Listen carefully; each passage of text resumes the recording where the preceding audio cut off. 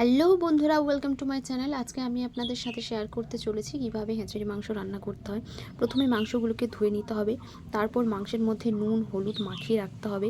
এদিকে দারচিনি, লবঙ্গ, এলাচ একটা প্রেশার কুকারে নিতে হবে, একটু নুন, তারপর হলুদ এবং তেল দিয়ে ভালো করে মিক্স করে নিতে হবে এবং তারপর তার মধ্যে মাংসগুলো দিয়ে দিতে হবে। মাংসগুলো ভরা হয়ে গেলে প্রেশার কুকারটি লাগিয়ে উনুনে বসিয়ে দিতে হবে বা গ্যাসে আপনি বসাতে পারেন। প্রেশার কুকারে মাংসটা সিদ্ধ হতে হতে ততক্ষণ যে আলুগুলো মাংসে দেবো সেই আলুগুলো ভালো করে লাল করে ভাজতে হবে।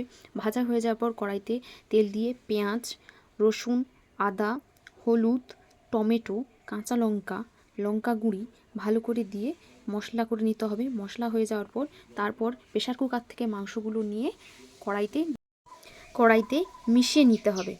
জল দিয়ে একটু কষাতে হবে। কষা কষা হয়ে আসলে তার মধ্যে আলুগুলো মিশিয়ে নিতে হবে।